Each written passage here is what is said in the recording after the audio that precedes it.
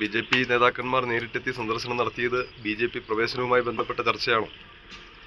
അവർ actually എന്നെ കാണാൻ വന്നതല്ല. ഇവിടെ കൊറണ്ടിക്കാട് എന്ന് പറയുന്ന സ്ഥലത്ത് ഏപ്രിൽ 18 ഒരു അടി നടന്നു. അത് 3 പാർട്ടിക്കകത്ത് ആളുകളുണ്ട്. പൊതുവിൽ എന്നെ അനുകൂലിക്കുന്നവരാണ്. അപ്പോൾ അതിനെന്തോ തെരഞ്ഞെടുപ്പിൻ്റെ വോട്ട് കാര്യമൊക്കെ ചോദിച്ചിരുന്നു. ഞാൻ നേരത്തെ അവരെ LDFന് വോട്ട് ചെയ്യണമെന്ന് പറഞ്ഞിരുന്നു. അവർ ആ സ്റ്റാൻഡിലാണ്. ഞങ്ങൾ പറഞ്ഞാൽ കേൾക്കത്തില്ല എന്നുള്ള നിലയിലെയാണ് ആ പ്രശ്നങ്ങൾ അന്ന് തുടക്കം കുറിക്കുകയും കൊട്ടേഷൻ സംഘം തമിഴ്നാട്ടിൽ നിന്ന് വന്ന് വീട് കയറി 12 മുറിയുള്ള ലൈൻസിൽ മണികണ്ഠൻ്റെ വീട് കയറി. മതേശ്വരി എന്ന് പറയുന്ന കുട്ടി 17 വയസ്സായുള്ളൂ. 4ാം ക്ലാസ്സിലൊന്ന് കൈ പൊട്ടിയതാണ്. ആ അടി കൊണ്ടപ്പോൾ അതും കൂടി മുറിവോ ചതവോ ഒടിവോ എന്താണേലും പ്ലാസ്റ്റർ ഉണ്ട്. അതിന് കാര്യമായി പോലീസ് കേസ് എടുത്തില്ല. തല്ലാൻ വന്ന ആളുകൾക്ക് ജാമ്യം, തല്ലാൻ വന്നവരെ പിടിച്ചവർക്ക് നാൻ പേലുകൾ, വീട്ടിൽ കയറാൻ പറ്റത്തില്ല. അങ്ങനെ ഇത് ഞാൻ അറിയുന്ന 28-നാണ്. അപ്പോൾ പിന്നെ അങ്ങനെ ഒരു കാര്യമുണ്ട്. അത് അവിടെ രമേശ് എന്ന് പറയുന്ന BJP-കാരുമായി എന്നോട് വന്ന് 28-ാം തീയതി കണ്ടു എന്നാണ് ഞാൻ അറിയുന്നത്. ഞാൻ DSPയോടൊക്കെ അന്വേഷിച്ചു.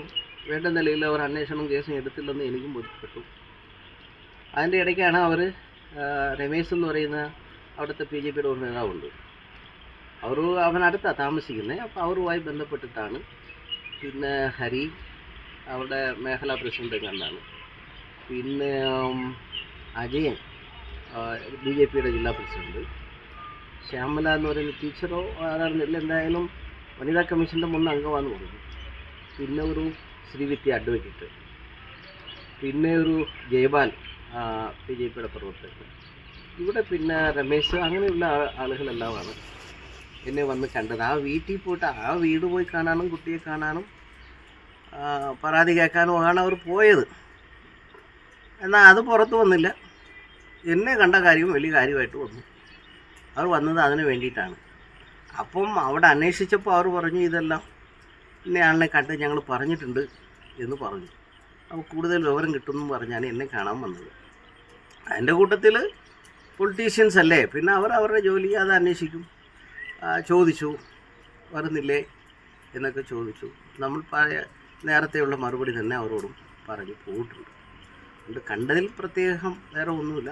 ആ കൊറണ്ടിക്കാട്ടിലെ അടി അതുകൂട്ട് ഒരു 2-3 സ്ഥലത്തെങ്കിലും ഇപ്പോൾ അടി നടന്നിട്ടുണ്ട് നേരത്തെ തന്നെ. അങ്ങനെ പോകുന്നു.